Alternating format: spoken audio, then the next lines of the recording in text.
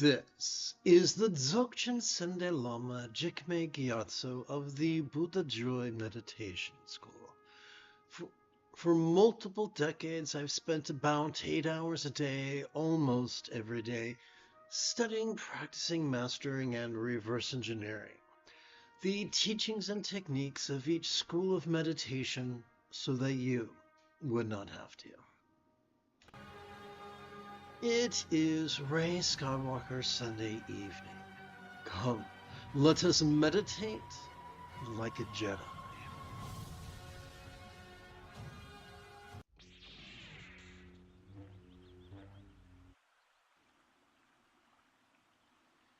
Mindfulness and meditation comprise the 7th and 8th folds of the Buddha's Eightfold Path of Enlightenment. But why bother? The more we overfocus and the more we overanalyze, the more we trigger our amygdala, the seat of both anxiety and aggression. Fortunately, simply by passively cooperating with the autonomic nervous system that is our spinal cord, we can calm that anxiety and aggression and gently stimulate the empathy of our anterior cingulate gyrus. Sounds great. Sign me up. How do we do that? It's a two-step process, beginning with mindfulness that is vulnerable and random. You see, every time we inhale, whether we know it or not, we have evolved to automatically access the middle bit of our spinal cord, which functions as the core of our sympathetic nervous system, which has evolved to help us to vulnerably, passively, viscerally, randomly, and fleetingly notice all mind's antics of perception, emotion, intention, cognition, recollection, and imagination. All of them. From the external to the internal, from the physical to the mental, from the pleasurable to the painful, from the interesting to the boring, from the glorious to the grotesque. But what are we to do with all that stuff that we noticed? We shall use meditation, no self, and emptiness. You see, every time we exhale, whether we know it or not, we have evolved to automatically access both the tippy top and the very bottom of that same spinal cord.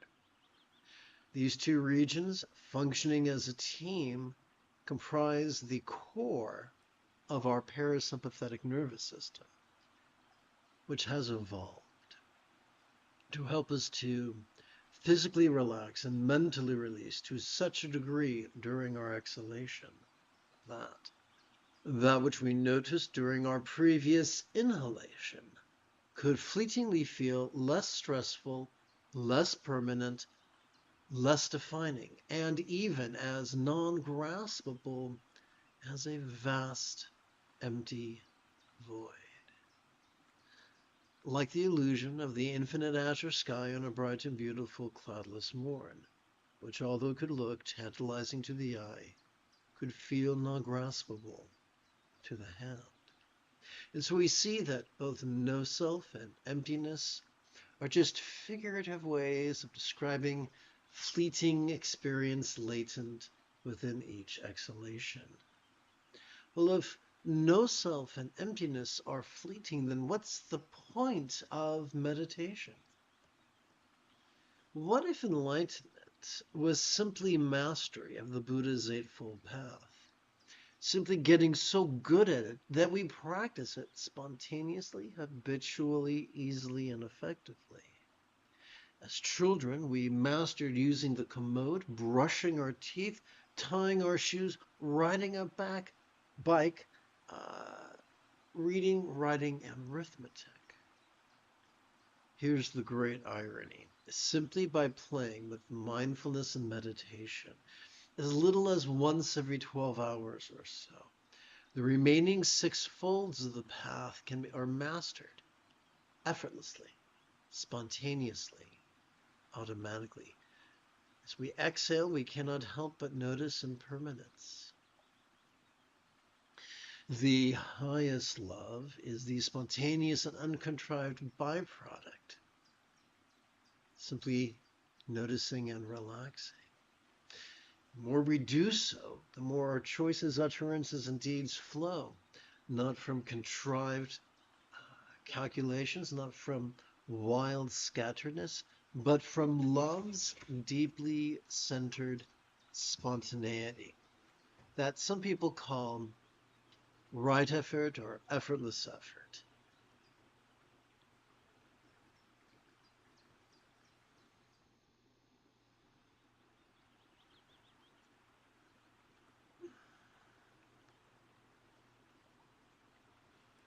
Although, as we notice our air enter our nostrils, we could silently and mentally recite the verb watch. And although, as we notice our air exiting our nostrils, we could silently and mentally recite the verb rest, it is not our job to actively focus upon the breath. Let us treat our breath the way a piano student treats a metronome, clicking away on the bookshelf next to the piano. The piano student does not concentrate on the metronome. They're too busy with the sheet music and the keyboard. And their awareness of the metronome is passive and peripheral. Let us treat our breath the same way as we watch and rest and savor the union of clarity and emptiness that functions as a kind of carrier wave for liberation's peace. The moment you have a specific question about the philosophy or technique of meditation, do not hesitate to type your question in great detail in the chat window, for I tend to check for questions about once every 13 minutes or so.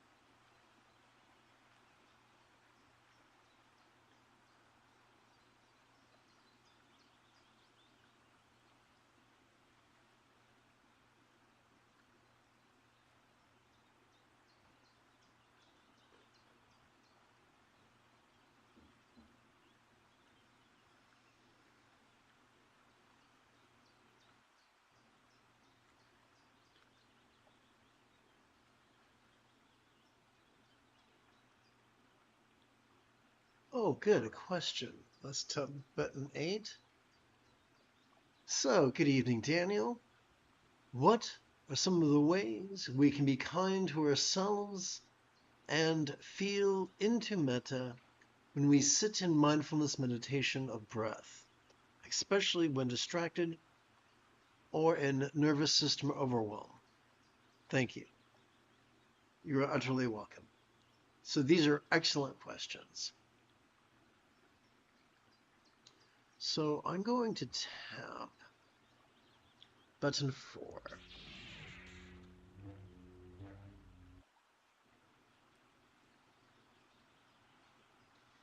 The late Tukul Tundap explained that the highest love is the spontaneous and uncontrived byproduct of mindfulness and meditation, simply because of the way our central nervous system has evolved.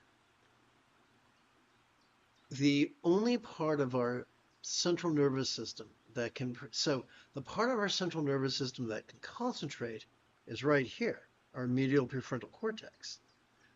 But the part of ourself that can notice vulnerably, passively, viscerally, randomly, and fleetingly is the middle bit of our spinal cord, which is described as the core of our sympathetic nervous system.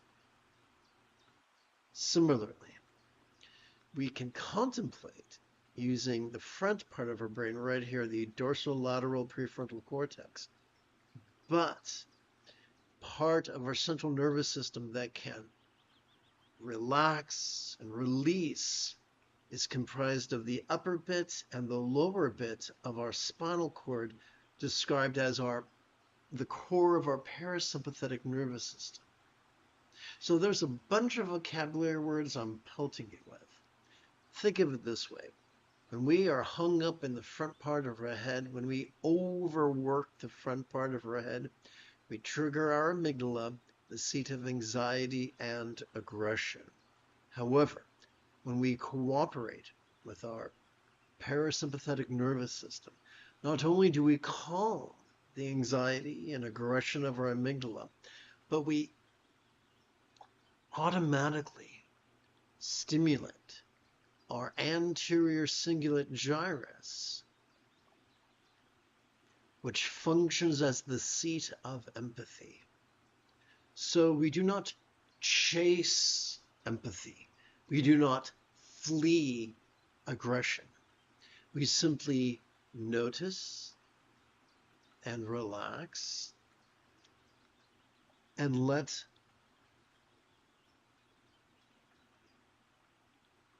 the 3-pound supercomputer between our ears do the heavy lifting for us.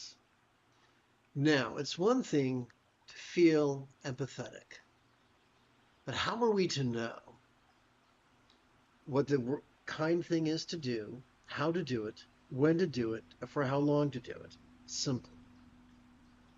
The more we practice mindfulness and meditation, the more our choices, utterances, and deeds flow, not from contrived calculations, nor from wild scatteredness, but from love's deeply centered spontaneity, which is known by many names.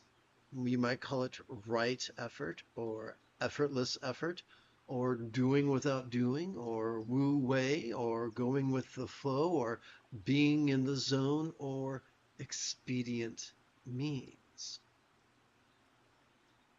The Buddha taught that simply by working with mindfulness and meditation, the remaining 6 folds of his 8-fold path can be mastered in as quickly, in as little as 7 days. So all we got to do is cooperate with our inhalation to notice and our exhalation to relax, and love and wisdom will take care of themselves. Please let me know if this helps. Oh, yes. And additionally, there are some very practical things we can do. So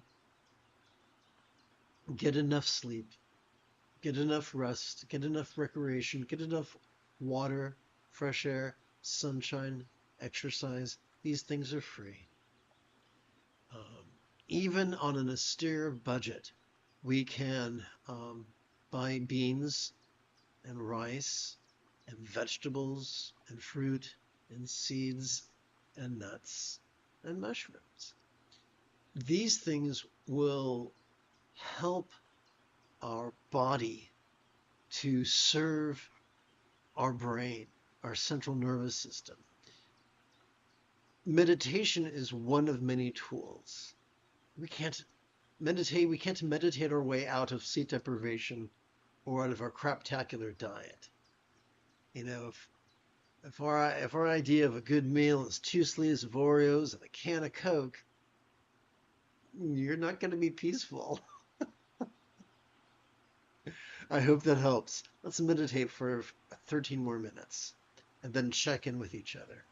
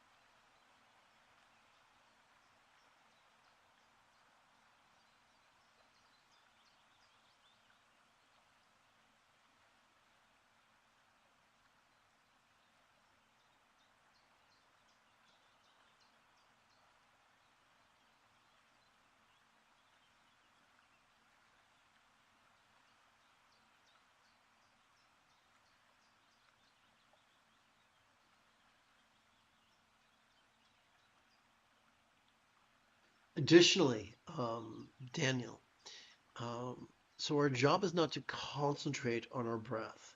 Our job is to treat our breath the way a piano student treats a metronome. And when we notice our body breathing in, we silently and mentally recite the verb watch. When we notice our body breathing out, we silently and mentally recite the verb rest. Playing with these verbs does not coerce our autonomic nervous system to help us practice mindfulness and meditation. For it's already wired to do that. It has already evolved to do that. And why do we play with those two verbs? To guide our own intention, to remind us to take a relaxing break from the exhausting habit of actively competing against our own autonomic nervous system, and instead to spend some quality time passively, gently cooperating with it.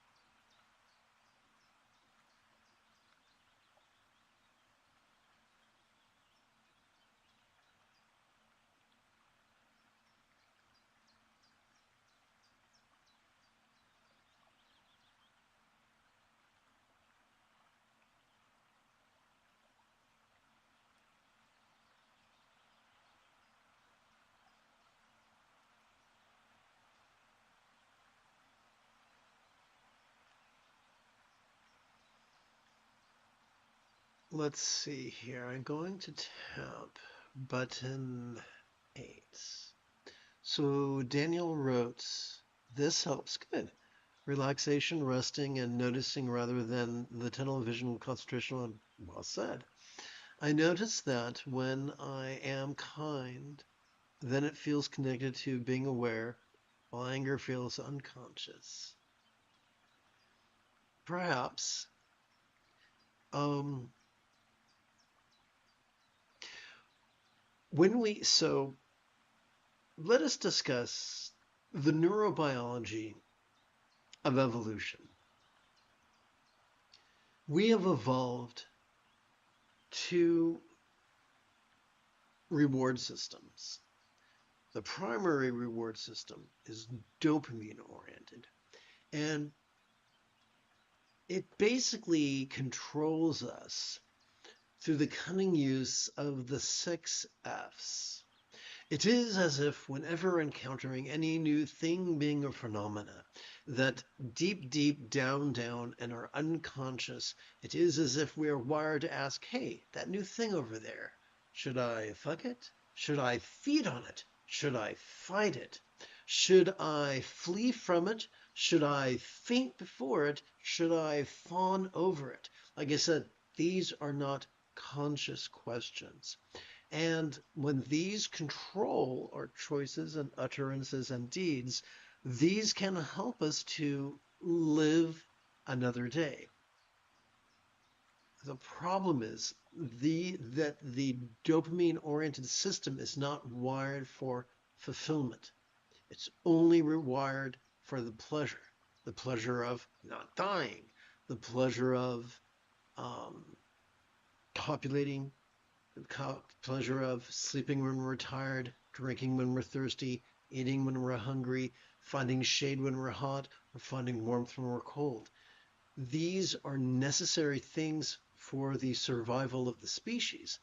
But when they are that much defines our life feels very unfulfilling. Fortunately, we have a secondary reward system that is predicated on oxytocin, and it rewards with feelings of fulfillment. Where dopamine competes, oxytocin drives us to cooperate. Where dopamine can drive us to be cruel, oxytocin can nudge us in the direction of kindness. So in the heat of terror or rage, we can, experience laser-like focus, but it does not lead to fulfillment. The awareness that is led by our sympathetic nervous system is not focused, but more gentle. It is the difference between concentration and awareness. Now, these arguably can seem like I'm splitting a hair. They can seem akin to synonyms, but there's a difference. Concentration is hyper-focused. Awareness is diffuse. I don't know about you, but when I was a little boy, on the first day of summer vacation after first grade, me and my sister would get in the backyard and we'd play with the hose. We were simple children, easily amused. And we'd play with that attachment of the hose that if you twist it one way, you get a narrow stream. And if you twist it the other way, you have like this cone of mist. Well, concentration is like that narrow stream, and awareness is like that cone of mist. So if you're a brain surgeon, you definitely want to use foveal vision when you're cutting into some guy's head. So there are times when foveal vision is 100% ideal, but never all the time.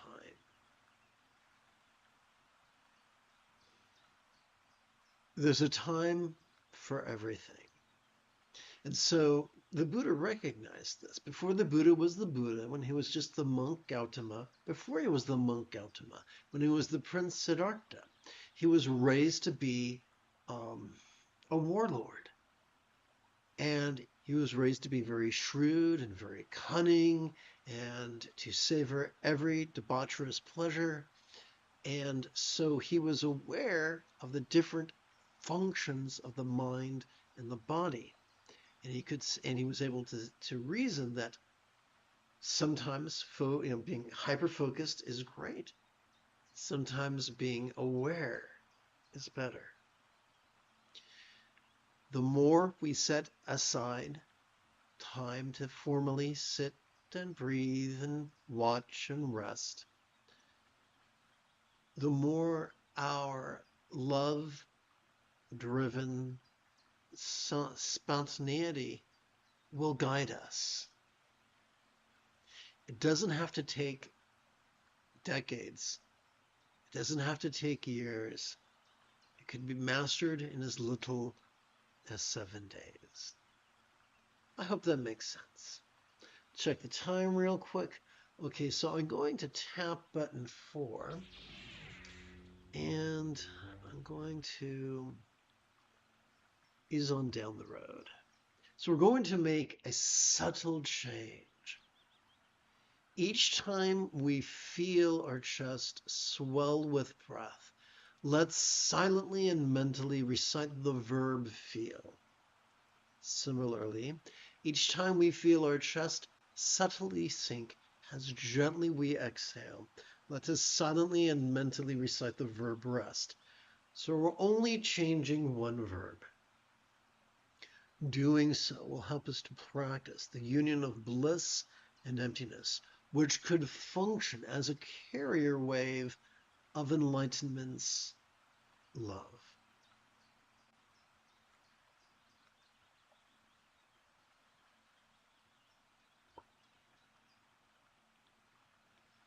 Daniel, my friend, you are utterly welcome.